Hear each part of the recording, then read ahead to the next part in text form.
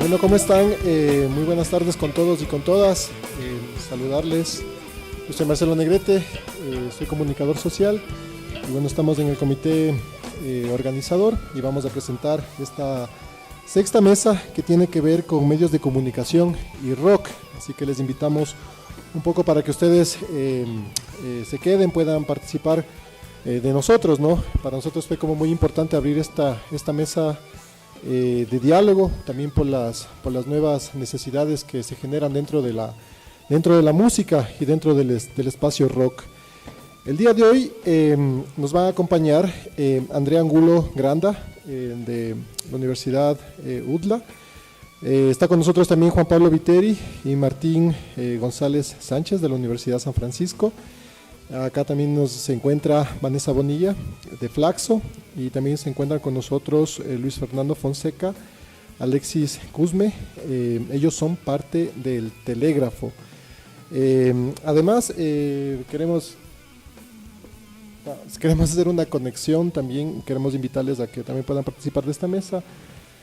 A compañeros María Fernanda y David, que no participaron en la mesa anterior y que van a hablar un poco también sobre el tema del rock y como resistencia.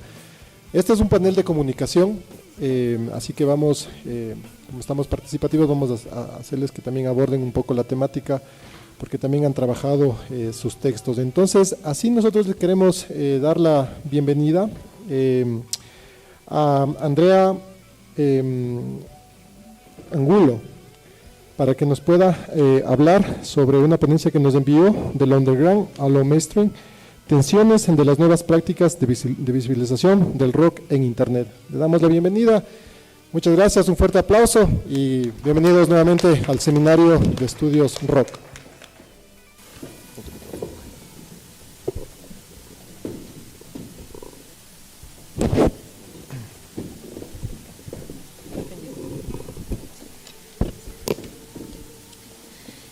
Buenas tardes con todos. Muchas gracias a los organizadores del seminario pues por permitirme compartir con ustedes un poco de una investigación que he estado realizando. Bueno, me presento, ya hice una breve presentación Marcelo. Yo soy Andrea Angulo, yo hago investigación cultural y social. Actualmente doy clases a tiempo parcial en la Universidad de las Américas. Y me dedico justamente a esta ponencia que les presento a continuación, es una parte de un proyecto de tesis que presenté para una maestría en la Universidad Andina. Entonces, bueno, para comenzar, he planteado yo justamente la presentación alrededor de esta pregunta, si es que el rock es o lo consideramos todavía underground o ya es parte del mainstream, ¿no? Entonces, bueno, para empezar, simplemente dar como una especie de background acerca de cómo empezó el movimiento rockero, ¿no? Como todos sabemos, empezamos en la revolución cultural de los años 60 en Estados Unidos, que esto viene también dado desde el movimiento estudiantil de mayo del 68, ¿cierto? Todo esta idea de rebeldía pues empieza a plantear desde esta época. Y esto es protagonizado justamente por los jóvenes de estadounidenses de clase media que estaban un poco hartos acerca de la sociedad conservadora, entonces empiezan a adoptar ciertas posturas de los movimientos marginales, en específico de los movimientos afro, ¿no? Entonces, de esta manera es como surge el rock, como una apropiación de esos grupos marginales que buscaban tener un espacio dentro de la sociedad moderna. Entonces, de acuerdo con Luis Racionero, es un filósofo español, él habla de que el underground es básicamente una corriente paralela que va de la mano, o va, bueno, sí, de manera conjunta con las filosofías o la del pensamiento tradicional, ¿no? Entonces, lo que plantea básicamente son dos cosas, que es el cortocircuitaje de las líneas de poder y formas de interacción más cooperativas y solidarias, justamente para romper con todo el individualismo de la sociedad moderna. Y derivado de esto viene la contracultura, que es justamente una forma de equilibrar las posiciones hegemónicas, ¿no? Dentro de un momento social, un espacio cultural también. Entonces el rock cabe justamente dentro de este circuito de la contracultura como algo que emerge, ¿cierto?, como una forma de diferenciación de los jóvenes. Y específicamente, como les comentaba, el rock se nutre de 4 cosas particularmente: de la música negra, que es justamente el jazz y el blues, a partir del existencialismo del jazz, también del blues, de esa melancolía que tenían estas canciones emitidas por los obreros negros, ¿sí? También parte un poco de ciertas nociones de la filosofía oriental, ¿no? Como son esta búsqueda por la paz individual, y también básicamente en la generación beat, que es lo que antecede justamente el movimiento del rock, en específico con, yo diría, el aullido de Allen Ginsberg y también Los subterráneos de Jack Kerouac, ¿no? Entonces, a partir de estos elementos es como se va nutriendo el rock.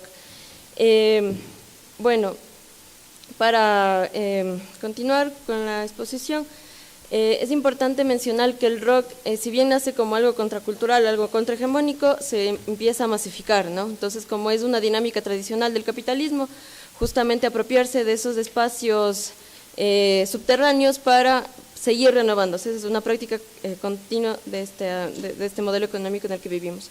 Entonces, debido al desgaste que tuvo el rock más o menos en los años 80, en el contexto del neoliberalismo, empieza a surgir un nuevo movimiento que es el indie, que viene es una abreviación de la palabra independence, ¿no? Que tiene que ver con ser independiente, pero ¿ser independiente de qué?, ¿no? Que es la pregunta que generalmente se le hace a este género. Entonces, según Ryan Hibbett, es un teórico estadounidense, él dice que es una independencia que viene dada de la sociedad de consumo, de los modelos tradicionales culturales, de también esta práctica de homogenización que tiene la industria cultural. Entonces, para eso, la música independiente, ¿no? que viene gestándose a través del movimiento indie, básicamente plantea el tema del do it yourself, que es el planteamiento principal, que es esto de hazlo tú mismo, ¿no? Que ahora está mucho de moda, digamos, en la actualidad, ¿no? Entonces, esto nace justamente de la subcultura punk. Entonces, ellos lo que plantean es salirse un poco de las lógicas de la industria cultural, de la masificación, y empezar a producir sus discos y sus obras, sus conciertos, a partir de sus propias manos, digámoslo así, y a partir también de una comunidad de apoyo, sea seguidores, sea músicos, sea productores, para poder sacar un poco adelante sus proyectos. Pero básicamente lo que quisiera puntualizar aquí son 3 cosas: que el movimiento indie, para generar esta renovación del rock, se basa sobre 3 elementos, que es dar importancia más al individuo sobre el pensamiento de masa, ¿no? Justamente como una forma de oponerse a esta homogenización. También, como se regresa al individuo, lo importante ahí es siempre contar, no como en el caso del rock, una posición de un grupo social como tal, una postura de resistencia, sino más bien sacar el yo, ¿no es cierto?, la posición individual frente a esa masificación. Entonces, los productos o la música indie empieza a volverse un poco, digamos, yo diría un poco modernista, en el sentido de que es del arte por el arte. Sí, no importa tanto una consigna o ligarse con lo real, sino más bien sacar esa expresión propia del artista. Y a partir de eso justamente se da una diferenciación desde la estética como una forma de resistirse a la homogenización. Es una manera también de separarse de esta idea de lo masivo. Y bueno, a partir de esto, ya en la época actual, como vemos, hay un florecimiento, si se quiere, del movimiento indie, al menos de la música, está bastante fuerte, ¿sí? ¿Y por qué? Porque en la actualidad vivimos, yo diría, una nueva crisis alrededor de esta masificación de los seres humanos, con el tema, por ejemplo, de la biopolítica, o el tema también de que ya no somos sujetos, sino somos ya números, también por esto de la digitalización de la sociedad, ¿no? Entonces, en cuanto a esta postura de resistencia a través de la diferencia, se ve una desviación en el sentido de que empieza a generarse una suerte de elitización en el concepto de ser diferente, ¿sí? Entonces, como en esta época de la masificación, Los jóvenes, bueno, todo este movimiento siempre está relacionado con la juventud, sienten esa necesidad de separarse de la masa. Entonces empiezan a buscar en lo auténtico, en lo original, una manera para distinguirse, ¿no? Entonces empiezan a crear una distinción o empiezan a darle un valor de uso a aquellos productos culturales o sociales que son distintos a.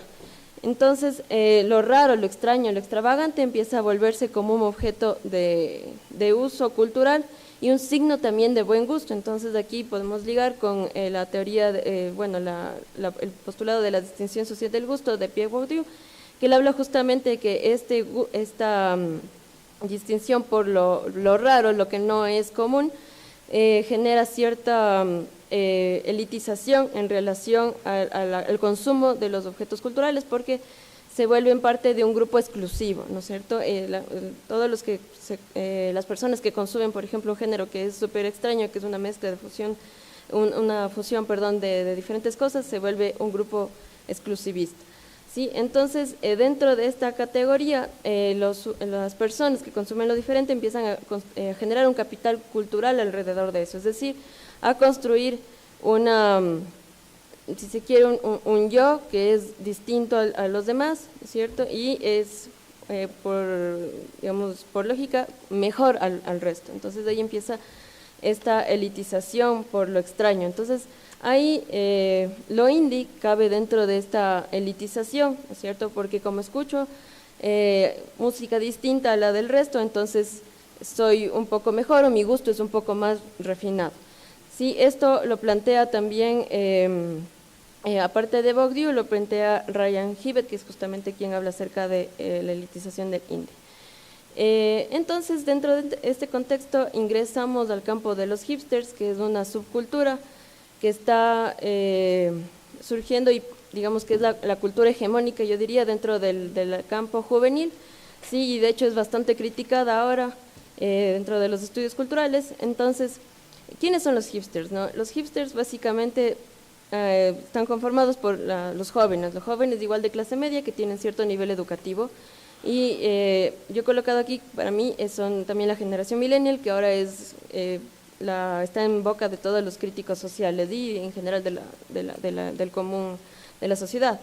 La generación millennial básicamente se enfoca en esta idea de ser y pensar diferente. Yo no quiero ser al resto, entonces trato de construirme de una manera en la que yo pueda distinguirme. También esta generación pues son nativos digitales, son personas que nacieron ya en este proceso de cambio de la parte analógica a la digital. Sí, son personas que ya nacieron con internet y que a lo largo de su crecimiento pues fueron incorporando nuevos dispositivos, nuevas herramientas a su cotidianidad. Entonces son igual personas que se relacionan básicamente a partir de los espacios virtuales, como popularmente está Facebook, Instagram, Twitter, Tumblr, etc. Entonces, como tienen esta relación cercana con la tecnología, pues tienen de igual manera un acceso súper fuerte a la información, ¿sí? Y como tienen este acceso a la información, entonces a partir de estos espacios virtuales empiezan ellos a construir su capital cultural, porque como en Internet tenemos la diversidad de contenidos, entonces es más fácil alimentarse de aquello que es extraño, que es exclusivo, que es extravagante, ¿sí? Para justamente estar por fuera de las lógicas de oferta de los medios de comunicación tradicionales. También, bueno, son jóvenes que están en un rango de clase alto y medio, ¿sí? Y por tanto también pueden acceder a un mejor nivel educativo. Entonces son personas que ya tienen estudios universitarios y además tienen una relación directa con la industria creativa, es decir, estas personas se vinculan también con profesiones como la comunicación, el diseño, etcétera, etcétera. Entonces hay tres tensiones alrededor de los hipster que plantean los doctores Fousse y Pedro, que es justamente funcionan ya como una élite, tienen este dilema de clase, por lo que acabo de mencionar, y también una actitud cínica por esta separación de la cotidianidad, de lo real, de lo masivo, ¿no? Entonces y ahí, por ejemplo, para ilustrar esto me pareció oportuno mostrar esta viñeta de Alberto Montt, que justamente es yo me construyo mi capital cultural a partir de lo tan culto que yo demuestro ser en las redes sociales, ¿no? Entonces, si pueden revisar, es básicamente como yo, todo esto es lo que nosotros vemos generalmente en las redes, ¿no? Entonces, soy mejor que tú porque soy más raro que tú, básicamente. Bien, entonces, bueno, para ir avanzando, porque si no voy a demorarme mucho. En cuanto a la escena local, bueno, no voy a dar tenía una idea de dar una perspectiva sobre el género, pero más bien voy a centrarme en la dinámica del rock actual, ¿sí? Según algunas personas, según algunos gestores culturales, en la escena local surgió una suerte de boom, ¿no?, de la música indie, justamente a mediados de los años 2000, y básicamente por 4 factores, que es la profesionalización de los músicos, ya que hay más academias, el uso de las nuevas tecnologías de la comunicación para generar y difundir sus productos culturales, y también lo más importante es la aparición de nuevos actores, como son los medios digitales, que justamente van a hablar aquí en la mesa, son Radio Cocoa y Plan Arteria, que son 2 de las plataformas que más han dado apoyo y visibilización a las bandas. Y también, y esto es muy importante, es la cultura del fan, porque justamente como las personas estamos interactuando aún más dentro de las redes, entonces nos apropiamos de los objetos culturales, por ejemplo, de los discos, de la música en general, y empezamos nosotros también a generar difusión. O sea, los actores, la difusión de la música no solo se centra en los medios, sino también recae en las manos de los fanáticos, ¿sí? Entonces, ¿cuál es el elemento de controversia aquí en relación a estas nuevas dinámicas? Que justamente el rock ya no está debajo de la superficie, sino que ahora ya es visible para todos los públicos, sí, porque está en internet. Entonces, eso hace que también los consumidores se apropien más de este producto de cultura, se vuelva algo mucho más masivo, y yo diría que es hipermasivo, porque empieza a circular entre las diferentes redes de contactos de los usuarios. También otra tensión, y al menos dentro del medio ecuatoriano, como no tenemos una industria cultural fuerte, entonces los músicos necesitan vincularse con la parte comercial para poder sobrevivir. Es una estrategia para que sus proyectos no mueran, y eso hace que también se masifiquen de cierta manera o respondan a los intereses del mercado. También ahora, como lo hipster es lo que está de manera hegemónica posicionado culturalmente, entonces lo raro se vuelve algo que es ya parte de lo normal, es decir, es algo que uno tiene que ser, que tiene que construirse para estar dentro de la dinámica social.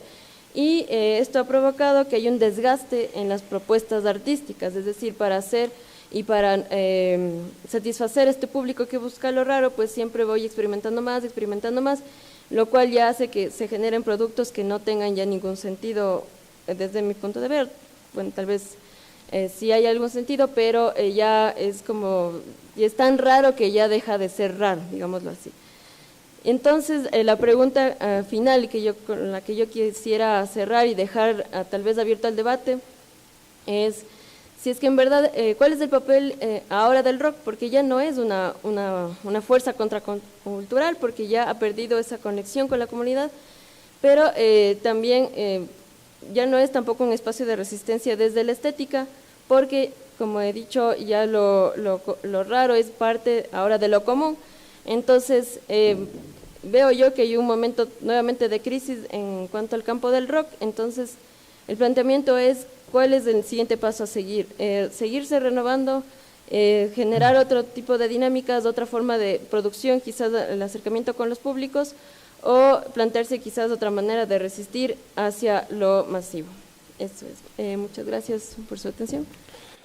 Bueno, agradecemos la participación de Andrea Angulo. Ella es parte de la Universidad de las Américas. Bueno, y nos había presentado la propuesta del underground a lo mainstream, tensiones en las nuevas prácticas de valorización del rock en Internet. Ahora le queremos dar paso a Juan Pablo Viteri y a Martín González Sánchez. Ellos son parte de la Universidad San Francisco y van a hablar un poco sobre el pensar los nuevos medios para amplificar la escena, el caso de Radio Cocoa. Así que bienvenido, Juan Pablo. Bueno, buenas tardes con todos. Nosotros somos de Radio Cocoa Yo soy Juan Pablo Iteri, él es Martín González, y en honor al tiempo voy a pasar un poco rápido. Nuestra presentación es justamente eso, lo que acabas de decir, pensar los nuevos medios para amplificar la escena independiente. No me vas a pasar a mí. Creo que es importante partir de un contexto. Un poco las charlas que hemos tenido aquí la mañana de hoy y ayer hablaba un poco de los orígenes del rock y que ha representado culturalmente en el contexto local. Y hablamos del rock como una expresión subcultural o underground que ha funcionado en medio del rechazo de una sociedad conservadora, que ha tenido poquísimos espacios en medios de comunicación masivos, que ha habido varios episodios de represión y que principalmente se ha dado y se ha movido por dinámicas de autogestión en condiciones muy precarias. Tenemos a figuras como Pancho Jaime o como el Chamo Guevara.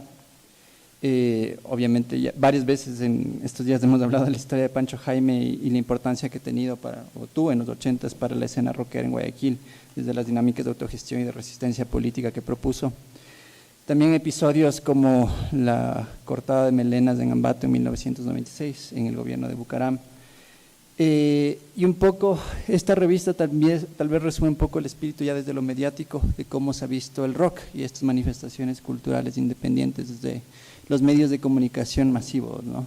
Entonces, un vistazo del 2001, en el nombre del diablo, los conciertos del rock y los grupos satánicos que amenazan a nuestros jóvenes, justamente bajo esas miradas extremadamente prejuiciadas y sin conocimientos, como que se trató al rock desde los medios que tienen un alcance más masivo en el público local. Es interesante el artículo, de hecho uno de los principales entrevistados con quien hacen el argumento es un curita. Y el otro un psicólogo clínico.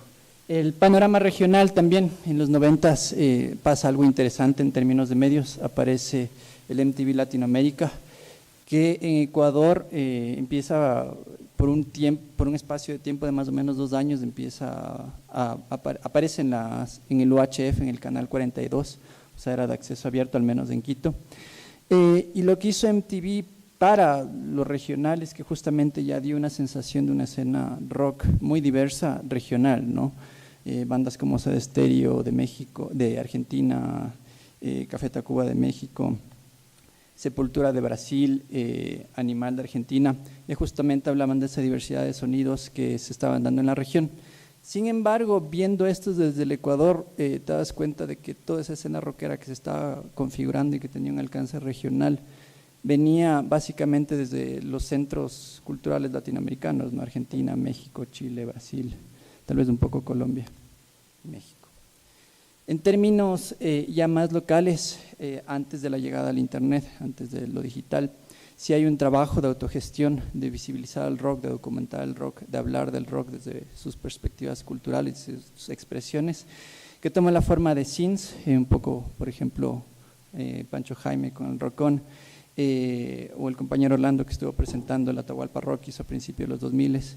Hay esfuerzos de gente como Pablo que está aquí que intentan también hablar del rock desde los espacios de la prensa y algunos espacios radiales que se han mantenido, no todos con alcance nacional, más bien con un alcance bien localizado en ciertas ciudades y demás.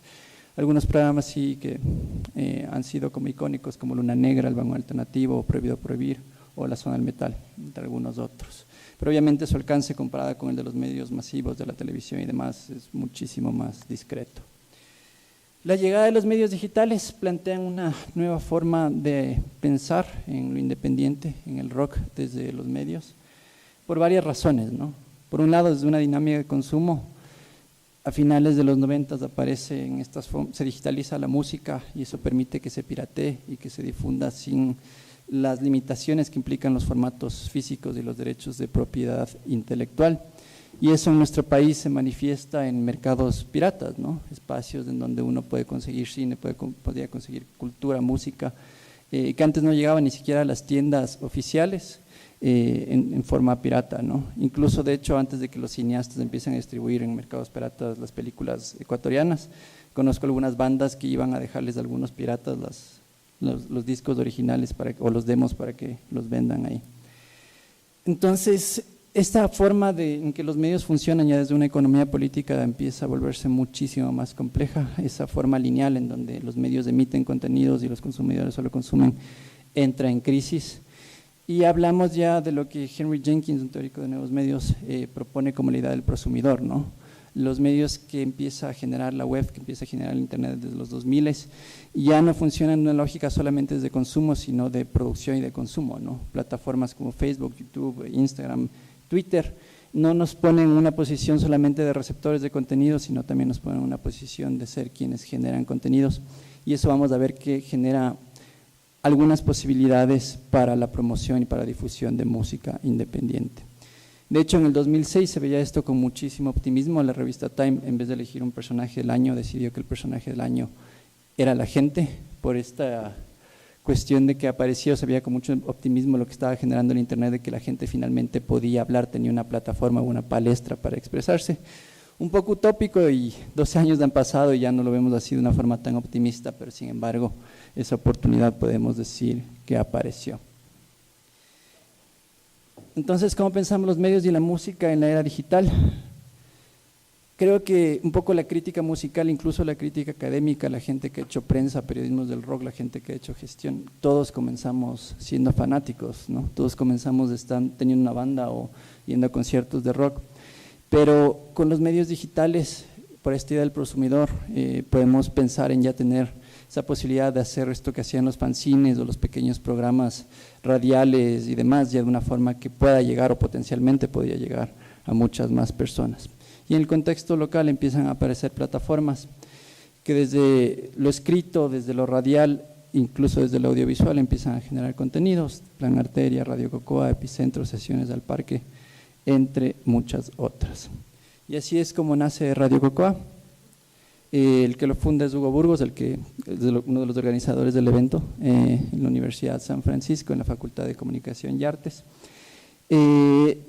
Pensando un poco, viendo esta cuestión o este etos ideológico de las escenas punk, del hazlo tú mismo, del do it yourself, de generar contenidos que no iban a estar en los medios, pero que la gente misma y los fanáticos mismos iban a difundirlos y a crearlos, y también un poco viendo lo que pasó en los 90s, que es bien interesante, los radios universitarios de los college radio, que toda esa escena alternativa que se hizo en algún momento mainstream, uno de los primeros espacios que tenían para visibilizarse y ganar fanáticos eran radios universitarias hechas por estudiantes y demás. Y así comienza Radio Cocoa, creo que no voy a salir de la plataforma por tiempo, como una radio en línea, en principio, ¿no? Pero al poco tiempo, de hecho pasaron pocos meses para darnos cuenta de que no solamente era una oportunidad para hacer una suerte de college radio local, sino que podíamos, ya por esta transmedialidad del internet, esta capacidad de expresarse en distintos formatos, sea video, sea radio, sea podcast, sea contenidos escritos, de hacer más que radio, ¿no? Y más bien de utilizar las redes sociales para difundir todas estas formas de contenidos. Y en la medida que ha avanzado el tiempo nos hemos dado cuenta y hemos como ido asumiendo esta misión de contar la historia, de contar poco a poco el pasado de esa escena independiente local, desde una mirada que le da sentido, ¿no? O sea, que busca interpretar y busca valorar la importancia cultural que ha tenido para la juventud local y para la cultura en general, ¿por qué no? Documentarla también, porque algo que pasa o ha pasado mucho es que estos registros de justamente por esta desatención de los medios más grandes y demás, de lo que pasó en los 70s, en los 80s, en los 90s, son muy limitados y escasos, pero ahora con las plataformas digitales podíamos generar una suerte de archivo vivo, siempre en construcción y obviamente abierto a todos, y esta cuestión de difusión. Y 8 años del proyecto, ahora asumimos esta función de que, o esta idea de que lo que hacemos básicamente es amplificar la escena, un poco en la dinámica de que el rock funciona con amplificadores o con micrófonos que hacen que las cosas suenen más duro y con más actitud y al mismo tiempo logren generar más bulla. Ahorita le voy a dar un paso al Martín, que va como a explicar un poco cuál ha sido nuestro trabajo, especialmente en esto de contar la historia y documentar la escena independiente. Bueno, buenas tardes con todos, es un gusto estar aquí entre tantos cerebros tan nutridos en este campo. Yo voy a hablar un poco más desde mi experiencia. Yo me formé como estudiante de cine, entonces por ahí medio relaciono esto que hablamos de contar la historia de un movimiento, contar la historia de una escena, porque el cine es finalmente contar historias, y esa ha sido mi visión también a la hora de acercarme al trabajo en Radio Cocoa. Y veo también que Radio Cocoa es como un espacio donde lo que hablaba Juan Pablo de la experiencia del prosumidor o del fan como un generador de contenido, es algo que está como en ebullición constante, porque las personas que trabajamos ahí, que tenemos ese como laboratorio de experimentación de comunicación, somos fans y hemos sido fans desde, o sea, nos inquieta lo que está pasando en la escena, entonces por eso buscamos narrar esta historia alrededor de ella. Quisieran poder mostrarles con detenimiento, pero bueno, por cuestiones de tiempo voy a pasar nomás algunos de los productos que Radio Cocoa ha desarrollado desde que se dio esta transformación, desde que dejamos de ser radio online para convertirnos en una plataforma multimedios un poco más amplia. Bueno, en primer lugar está El Barrio, que fue una serie de videos que pretendían acercar a las bandas, acercar a las personas a los espacios cotidianos de las bandas, es decir, sacarlas del escenario, que es como el contexto en el que se las vería normalmente, hacia los espacios de ensayo, hacia los barrios en los que transitan, a la tienda donde se come un helado, etcétera, como para acercar al fan de forma más vivencial, más cercana, valga la redundancia, a las personas a las que está siguiendo por sus afinidades.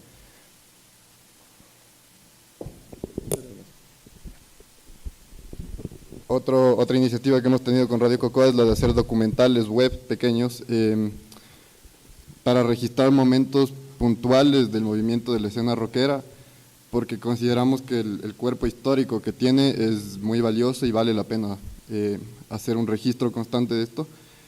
Entonces hemos atacado como diferentes momentos, entre estos está el ejemplo de Portofónico, que fue un festival que se organizó en Puerto Viejo hace algunos años.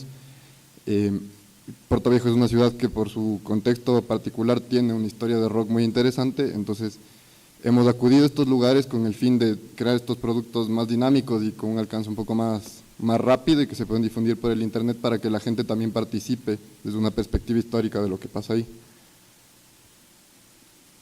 Tenemos los tops o los 5 más, que son productos web que hemos estado desarrollando recientemente, que redefinen un poco el concepto del gatekeeper, el gatekeeper siendo esta persona que tiene como un acceso a la información por su oficio, por su conocimiento, es una voz de autoridad, digamos. Entonces posicionamos a los actores de la escena, a los músicos y a los gestores como gatekeepers para que la gente se siga, como hay una retroalimentación constante entre lo que esta gente está descubriendo y lo que los fans, digamos, podemos descubrir a través de ellos.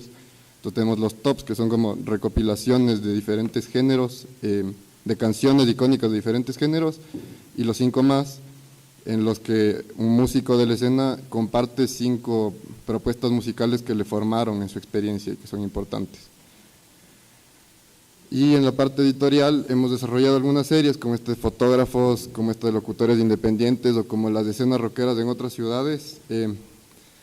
Quisiera poder ahondar un poco más en cada una de ellas, pero por cuestiones de tiempo no se va a poder. Lo que he visto y que ha sido muy gratificante también es que estos esfuerzos por dejar un registro escrito de lo que ha pasado en la escena topan muchas aristas del movimiento que se han estado topando el día de hoy.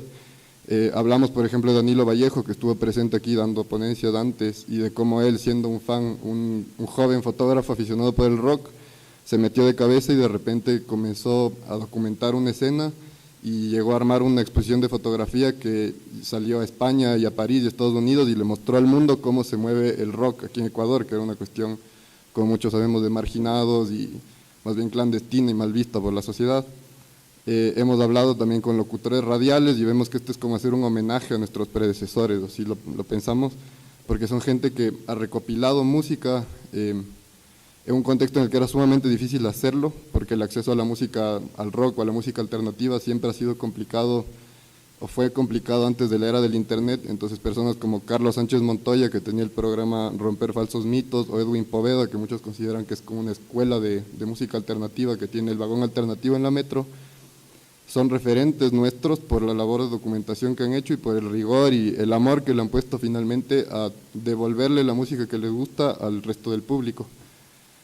Y estos trabajos que hemos hecho documentando el movimiento del rock en ciudades descentralizadas, digámoslo así, porque Quito y Guayaquil, por ser ciudades grandes, por lógicas socioeconómicas mayores, digamos, siempre han tenido mayor acceso a la información y esta música más rara o más difícil de conseguir.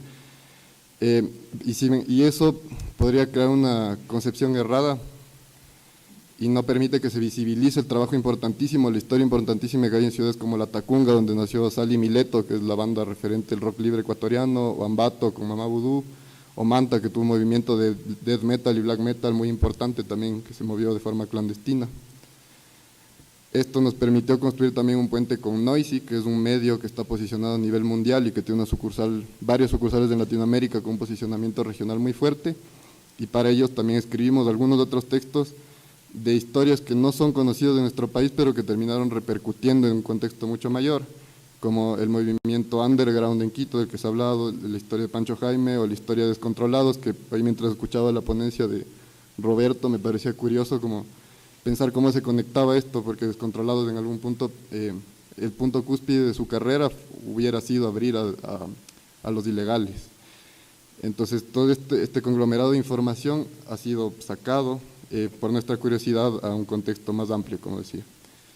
Y bueno, finalmente están los ficheros, que es el producto que más esfuerzo colectivo nos ha implicado últimamente, que es una serie de videos en los que permitimos que las bandas que han trascendido como en la última década narren su propia historia y le cuenten a los fans cómo fue su formación y cómo ha sido su posición dentro del medio, que está cambiando constantemente. Entonces esto deja como un registro en video y es un acercamiento muy dinámico y muy directo a las personas para que no se pierda toda la esencia de lo que formó el movimiento de la música independiente como lo conocemos hoy.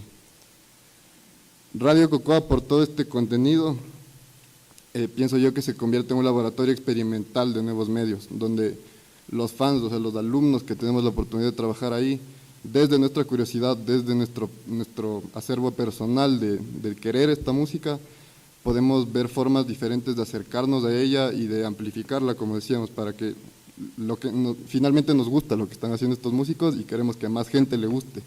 La premisa podría ser así de sencilla. Entonces, en conclusión, uno podría pensar que en el rock todo se hace a través del do it yourself, ¿no? Como por las lógicas de precariedad que han marcado el movimiento en toda la historia, siempre se mueve por gestión propia, porque a la gente le importa y eso es lo que lo saca adelante. Y como se construye a partir de la iniciativa de músicos, de fans, de comunicadores, se arma una narrativa colectiva de la cual todos formamos parte de una u otra manera. Y esto nos hace pensar que el rock evoluciona, por decirlo así, por amor a la camiseta, porque siempre es más el empuje personal que uno tiene que las adversidades del contexto socioeconómico, digamos.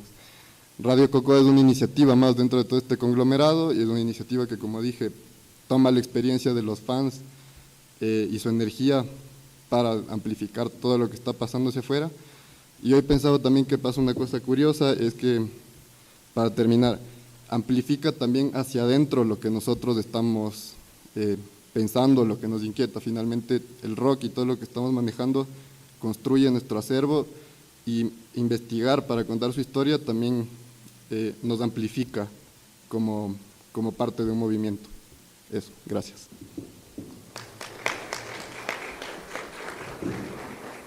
Bueno, agradecemos la participación de Juan Pablo Viteri y Martín González Sánchez de la Universidad San Francisco de Quito, pensar los nuevos medios para amplificar la escena, el caso de Radio Cocoa.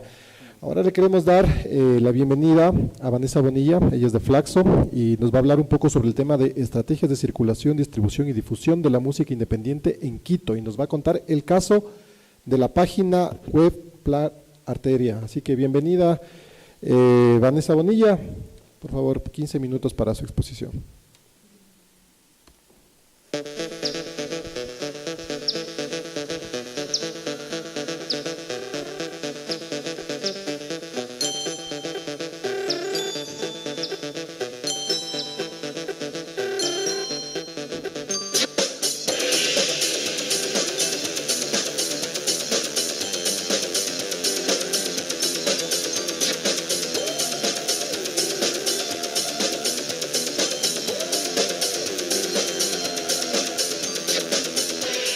Buenas tardes con todos, con todas, con todes. Les voy a contar un poco sobre el Plan Arteria y luego pues entrar de lleno al tema de estrategias de circulación, distribución y difusión de música independiente. El Plan Arteria nace en el 2006 como un medio digital que se dedica a cubrir los proyectos musicales más importantes del Ecuador. Llevamos ya 12 años de visibilizar el panorama general de contextos varios dentro del auge de los medios digitales. en la inmediatez que esto nos ha dado y la posibilidad de empezar abriendo lugares para empezar a contar desde otras latitudes y desde nosotros mismos sobre la música independiente. Justamente para armar esta ponencia, yo estaba buscando sobre blogs del Ecuador y justamente me remitió a un texto que escribimos hace algún tiempo en el Arteria. Entonces también nos hemos convertido, como bien dice el Juan Pablo y el Martín, en un medio que termina siendo también un archivo sin quererlo de referencia para la escena, ¿no? Para la escena musical. Durante 2 años consecutivos, en el 2013 y el 2014, fue considerado, según la publicación británica Style of Sound, como uno de los 50 blogs más influyentes de Latinoamérica. Hemos sido invitados a varios mercados culturales como el MIM, el Mixur, el BOM, el BIME, el Primavera, y pues hemos estado ahí para aprender y para gestionar y para presentar el proyecto. Y han sido lugares riquísimos para nosotros porque nos ha permitido intercambiar ideas, pero también aprender. Estar en un espacio donde se habla de música y donde se habla de lo que se está produciendo en el mundo. Les voy a contar un poco sobre el Arteria y sus varios momentos. El Plan Arteria empezó en el 2006 hasta el 2008 como un wallpaper. Ahí tuvimos 2 experiencias importantes, que fue documentar a Descomunal y a Cancán. Hicimos un gran especial donde se hablaba de estas bandas, porque también habían sido un ícono y una constructora, digamos, de identidad para una generación. En el 2009, en el 2008 y en el 2009 hay un boom de la música ecuatoriana debido a que empieza a haber fondos para la música, fondos públicos. Entonces el Ministerio de Cultura se transforma en un lugar de difusión y producción de eventos en vez de ser un lugar donde se construye política pública. Y es en ese año que nosotros también ganamos un fondo concursable y repensamos a la página. En esos años, entre el 2009 y el 2013, renovamos la página, pero también hicimos una visión de saber que no solamente podíamos ser una página web, sino que empezamos también a gestionar conciertos. Tuvimos un concierto donde estuvo Sudacaya, Guerrilla Clica, Björn Born y F415. Ese momento eran las bandas que estaban de la escena independiente, digamos, las más top, ¿no?, de ese momento. Y también nos dimos cuenta que había que generar otros espacios. Empezamos a hacer las sesiones Cursor Emergentes, en donde estuvieron invitados Totem, que ahora son Máquina Camaleón y Da Pound, Cadáver Exquisito, Closísmico, y también empezamos, como Juan Pablo también decía, en Radio Cocoa, con una radio online, que era la Ultramotora. Cuando empezamos a trabajar la radio, lo que nos permitió fue acercarnos al día a día de las bandas, empezar a construir y a entender qué es lo que estaba pasando en la escena y tener una cercanía. Pero el trabajo que nos conllevaba tener una producción de radio para la gente que estaba escuchando era demasiado, entonces lo repensamos y planteamos dejar la radio online. Ahora el Plan Arteria es una página que se está repensando qué es lo que vamos a hacer y cómo nos vamos a actualizar con las nuevas formas de transmitir. Como bien decía el Martín, hay un momento en el que los fans también empiezan a ser los que te piden qué reportar o qué hacer. Entonces uno tiene que saber como medio de comunicación hacia dónde ir y contar historias. Entonces yo me planteo como 3 discusiones generales de contexto del entorno. El primero es el de la música independiente, pero de la industria incipiente. Justo ayer, es que está aquí la Fabi, hablábamos de que Lucho Pelucho ayer decía que hay una industria, pero que hay que hacer la industria con lo que hay, y es cierto, pero también decimos que es una industria que nos toca, o sea, la mayoría de nosotros tiene 2 trabajos y el trabajo oficial, y todo lo demás es empezar a hacer cosas de forma entre hobby y querer hacerlo. Entonces creo que es importante empezar a construir una industria que no solamente se trate de estos intentos permanentes de hacer industria, sino que realmente empecemos a trabajar en formación, por ejemplo, para las bandas, para los medios, para la gente que esté involucrada, ¿no?, para los gestores culturales. El Juanpa habló un poco ya de la herencia, digamos, de los medios de comunicación. Yo también quisiera nombrar al Rondador, Simón Limón, Tocadas, Nixie, Escenario Rock y pues Radio Cocoa. Y también los nuevos medios como Sesión al Parque, Epicentro, la gente del MIM, 220B, Indie Criollo, La Movida Independiente, So Far, Altos Tonos, Radar y Aya Music. La Andrea también planteó esta discusión sobre el mainstream y el underground, donde queda la independencia. Creo que son temas que quedan ahí para pensarlo. Y una discusión en la que yo siempre me he involucrado, que es sobre la gratuidad, la creación de nuevos públicos y las políticas públicas. Ayer había una ponencia en la que se hablaba sobre la economía naranja y creo que es importante entender que la presencia del Estado es básica en la escena. Si bien se puede hacer autogestión y se puede trabajar de formas independientes, es necesario que el Estado tenga una política alrededor de la música y alrededor de lo que se está planteando en una escena. Es decir, todo bien que aunque trabajemos la escena, pero en serio necesitamos que haya un Estado presente.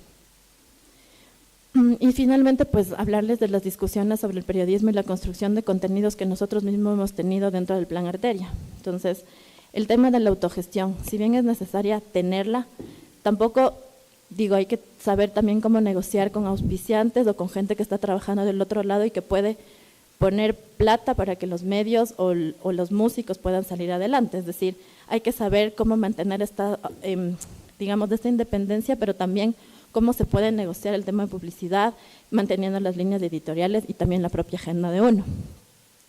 Sobre la producción de contenidos, creo que es importante el empezar a trabajar en red. Para nosotros ha sido importantísimo eso, tener alianzas con otros medios, con medios internacionales, como bien contaba la gente de Radio Cocoa. Es necesario poner nuestras discusiones locales también al exterior y viceversa, empezar a hablar con el mundo. Por ejemplo, habíamos pensado en por qué no están funcionando, por ejemplo, el 1 por 1. Y yo creo que es porque estamos diseminados, o sea, no hemos logrado juntarnos en una sola idea e ir a exigir, o sea, porque los músicos, si nos juntamos y vamos y pedimos que el 1 por 1 sea real, que no nos programen entre las 3 de la mañana y las 5 de la mañana o revivan bandas que ya no existen. Y todas las bandas que están produciendo no están en los FMs, pero no están ahí porque nosotros tampoco somos capaces de organizarnos. Es decir, si hay esta falta y esta, digamos, negación de los grandes medios de colocarnos en las radios, es porque no hay un gran conglomerado que esté pidiendo y se exija que haya este respeto al 1 por 1. Los diálogos con otros espacios, articularse con otros públicos es importante. Es muy bacán que haya un encuentro de rock, pero creo que es importante también plantearnos una idea de estar discutiendo con otros espacios, con el hip hop, con el hardcore, con la tecnocumbia, con el reggaetón. O sea, es importante que podamos contar con nuestras formas de ver otras historias también. O sea, no podemos dedicarnos solo a hablar entre nosotros y vernos entre nosotros. Es necesario ampliar ese lugar y empezar a hablar con otros actores también, porque seguramente las precarizaciones que nosotros tenemos como escena rockera, lo tiene la tecnocumbia también, lo tiene también los hip hoperos. Entonces, si nos reconocemos en las necesidades, podemos construir soluciones. Y pues el hecho de ser periodistas o comunicadores nos da también la posibilidad de mirar más allá, de poder como pensar unas formas distintas de contar historias. Hace algún tiempo teníamos un taller con Enrique Blanc, justo en unos talleres que se hacen alrededor del Ecuador Jazz que organiza el Teatro Sucre, y el Enrique Blanc, que es un periodista mexicano, nos decía que a veces él tenía que cubrir, no sé, Juan Gabriel o otras cosas que para él en ese momento no hacían clic, pero cuando él se metió a contar historias, cuando él se metió a entender que hay una construcción simbólica detrás de cada hecho, entendió que podíamos contar otras historias diferentes y de otras formas. Entonces creo que es necesario también problematizar. En estos momentos hay un boom por hablar de feminismo, de diversidades sexogenéricas, de cuerpos disidentes, por ejemplo. Creo que es necesario que los medios no solo se queden en los temas cercanos, sino que empiecen a explorar otras temáticas también. Y yo creo que las claves básicas de repensar es como mirar hacia adentro, pero también crear colaboraciones, buscar alianzas y tejer redes, mirar otros espacios. Nosotros como Plan Arteria, ahí tienen una foto que está el Miguel, la gente, el Juanpa, y está sí, ahí estás, y el Álvaro de los Mamá Vudú, en una especie de programa que yo hice hace algún tiempo que era pensar la escena ecuatoriana. como tener varios invitados que nos vengan a contar cómo ellos resuelven cada problemática que se les presenta. Entonces creo que es importante como empezar a ampliarnos.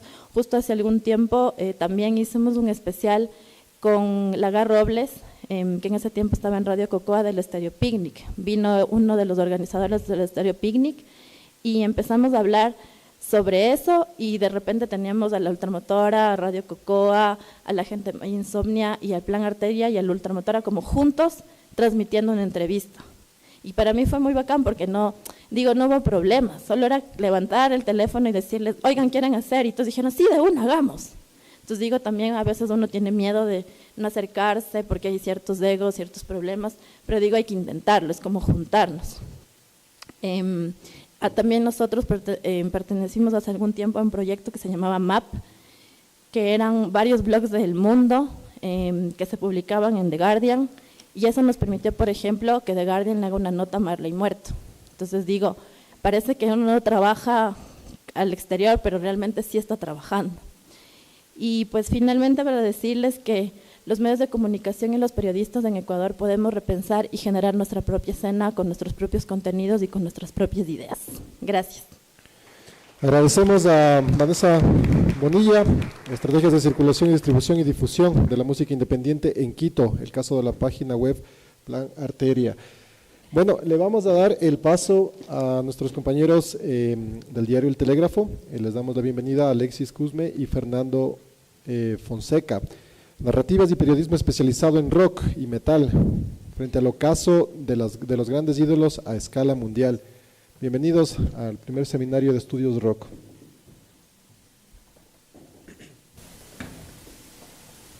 Buenas tardes. Quería empezar agradeciendo a las personas que hicieron posible tener este espacio y a ustedes por estar aquí. Una aclaración nada más, Alexis Cusme, que es un poeta y periodista mandense, no pudo venir por cuestiones presupuestarias y porque también está organizando el Papagayo K, que es un encuentro literario mantense que está dedicado basado en y dedicado a la obra de uno de los mayores poetas ecuatorianos que fue Hugo Mayo, ¿no? Pero esta ponencia la planteamos conjuntamente con Alexis, alrededor de 2 temas, por un trabajo previo que había hecho él, que se llama Emisarios del Rock, la historia de las revistas sobre rock en el país. Entonces él hizo un análisis que a mí personalmente me sirvió, pese a que no está publicado, está inédito aún, lo publicará a futuro, para hacer las bases de un medio que yo propuse en Diario El Telégrafo, que se está publicando y se llama Cartón Rock. Hoy coincide que es la 40ª edición, porque estamos saliendo semanalmente. Entonces hoy cumplimos 40 semanas a partir de la segunda de este año, en que está saliendo de forma ininterrumpida. Entonces lo que quería hacer yo es empezar con un relato de no ficción, un relato real sobre una experiencia que tuvimos en el periódico antes de que se diera forma a este espacio. Lo he titulado Amputarse una pierna para salir en portada. A inicios de 2015, el cantante inglés Steve Grimmett perdió una pierna a causa de una herida que se complicó por su diabetes.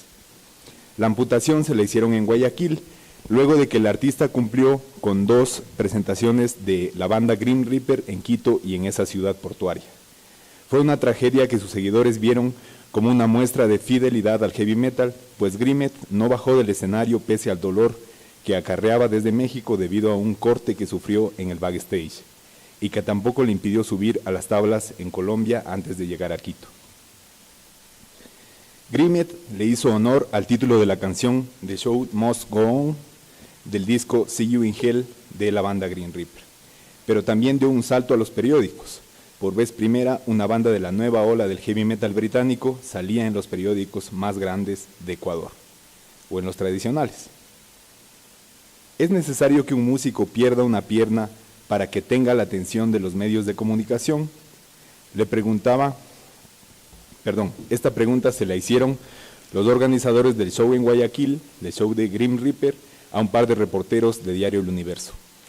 Pero a los organizadores tampoco les interesaba mucho que se supiera el estado de salud de Grimet. Al fin y al cabo, había padecido durante 15 años diabetes y pese al dolor, fue hospedado en un hotel del centro de Guayaquil sin aire acondicionado. Esas cosas que suelen pasar en nuestro underground.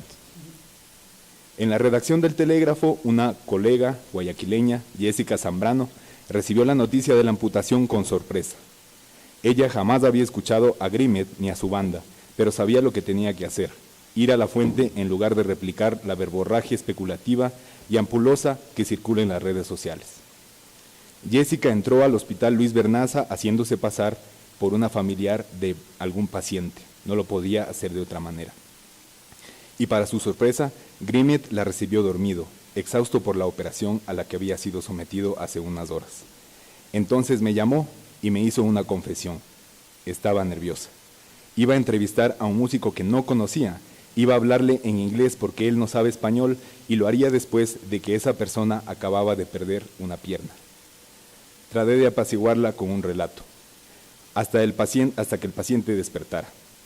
Le dije que Steve tenía una de las voces más portentosas del heavy metal, una que deslumbraba tanto que incluso había sido candidato a ocupar las filas de Iron Maiden en los 90, que el hombre había soportado un periplo de dolor diabético durante más de una década y que ella, al fin y al cabo también, estaba haciendo su trabajo.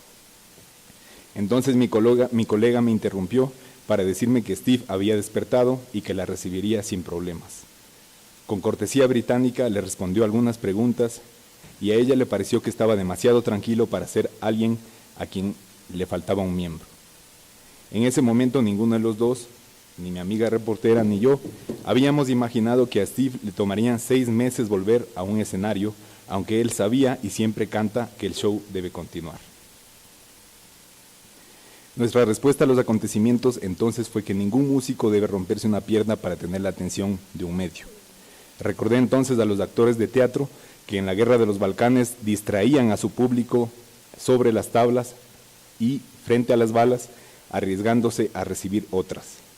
Recordé también a Bruce Dickinson, que fue a tocar en medio de esas balas, o a Creator, convocando a la euforia postergada de una generación a la que se le había prohibido asistir a los conciertos de rock desde Alemania Oriental, porque al otro lado del muro estaba lo que los comunistas censuraban como perversiones de la burguesía. Recuerdo siempre, al hablar con Grimet o con cualquier músico que me acepte una entrevista, que el proponerse resistir en un medio sin condiciones siempre será motivo de un relato épico. Es una forma de sobrevivencia que tiene que ver con la magia y con cosas que quizás solo los fans comprenden. Se trata de un esfuerzo que a veces puede llegar al sacrificio. En un mundo caótico y violento, los músicos metaleros saben aquello que hace algunas décadas dijo Henry Miller: el teatro arde en llamas y los actores siguen con su papel. Steve Grimet volvió al país del año pasado. Entonces fue una situación en la que ya pudimos reencontrarlo, en que tiene una prótesis de acero, ¿no? En donde ya se presentó también en un bar, es decir, no llegó a un escenario grande pese a esto, ¿no? ¿Cuál es el sentido de contarles de esto? Las narrativas, según Omar Rincón, las formas en que contamos del mundo, en que nos contamos del mundo, permean nuestras maneras de comprender ese mundo, de asirnos de ese mundo. Entonces, en un medio de comunicación tenemos que estar conscientes de esas formas de interpretar las cosas. La propuesta de Cartón Rock es una propuesta que intenta estar consciente de la música a la que se dedica, del campo que cubre, y tiene varios colaboradores porque no quisiera que tenga una visión única. También nos enfrentamos a fuentes, a colegas, a compañeros rockeros, a personas que a veces no conocemos, que también quieren, sino que intentan imponer un discurso único, porque el discurso único es algo que se busca desde todos los espacios de poder. La pregunta que nosotros nos hacemos antes de abordar un tema es ¿quiénes son el poder? Esto es muy importante porque el poder se ha ejercido no solo desde la institucionalidad, sino desde otras institucionalidades forjadas. Entonces, hay un énfasis en el telégrafo que ha habido hace tiempo, ¿no? Sobre las infografías. Hay una base bibliográfica de esto, ¿no? Entonces hay un equipo de editores en Guayaquil con los que hemos hecho varios trabajos. Fue muy satisfactorio ver que Anthrax, por ejemplo, pese a que no pudimos tener contactos con ellos por una cuestión de entrevista, tuvieron en sus manos la infografía de la banda de ellos y la replicaron en Instagram en especial. También hicimos una infografía de Anvil, esta banda canadiense que fue objeto de un documental en donde se habla de esta épica del ser rockero y tener una banda que por muchas décadas no es famosa pese a la lucha de sus músicos, ¿no? Entonces ellos también tuvieron una infografía porque no queríamos que solo las bandas que son más populares y de un público más masivo la tengan. Y esta es una de Judas Priest que salió hace unas pocas semanas, es eminentemente bibliográfica, en donde están los componentes más antiguos, ¿no? La banda inicial que ni siquiera, de ellos ni siquiera permanece un miembro original, y esa es la oferta en cuanto a las infografías que tenemos. En este punto quisiera agradecerle a Vanessa porque ella señaló en la mesa de la mañana que nosotros habíamos hecho una nota donde anunciábamos este foro y donde estaba nombrada nada más que una ponente. Entonces es verdad, es una cuestión que nosotros asumimos, y recordé que una colega que se llama Vanessa Terán, que gestiona, dirige y edita el medio Zoila Zoila, de autoras, periodistas y diferentes plumas. Ella investigó 3 meses los medios de comunicación y sacó un dato que en Ecuador, en los 5 medios, en los 5 periódicos nacionales de circulación nacional, que son los llamados tradicionales o más grandes, un buen mes, en promedio, son el 22% de columnistas las que publican ahí. Es decir, que solo hay ese espacio para mujeres. Entonces, a partir de este señalamiento de Vanessa, que como digo, le agradezco, hemos decidido hacer que haya columnistas sobre música y sobre todos los temas que atraviesan el rock, porque en el periodismo cultural del que yo vengo, un tema adquiere relevancia cuando es atravesado por todas las aristas sociales, por el mundo cultural, económico, por el sujeto en sí, ¿no? Ustedes saben que un sujeto está definido por lo biológico, lo psicológico y lo social. Entonces un tema entra cuando está atravesado por todas esas aristas. Y considero que una visión femenina es algo que nos hace falta, así es que el medio está abierto a recibir las propuestas de ustedes como columnistas en el momento que ustedes decidan.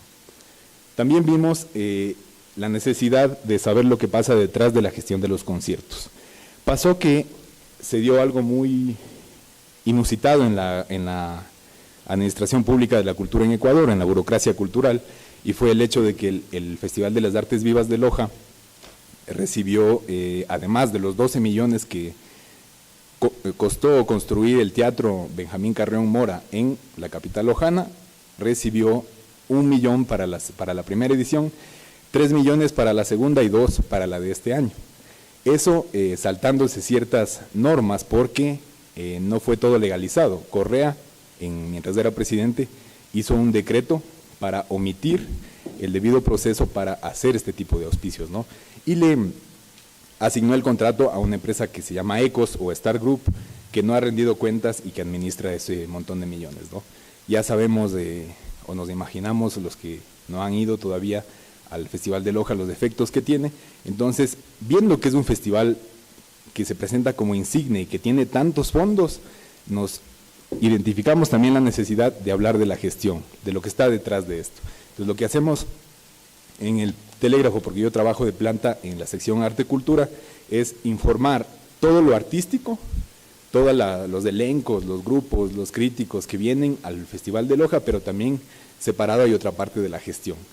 Eso lo estamos haciendo y lo vamos a seguir haciendo en los conciertos de rock, porque la desatención del Estado, que a veces está en boca de muchos gestores y que ha estado en boca de muchos artistas y periodistas también, de alguna forma tiene un contraste en el hecho de que el Estado, durante los 10 años del correísmo, sí asignó fondos concursables, por asignación directa, por otros mecanismos también, a gente que organiza conciertos de rock.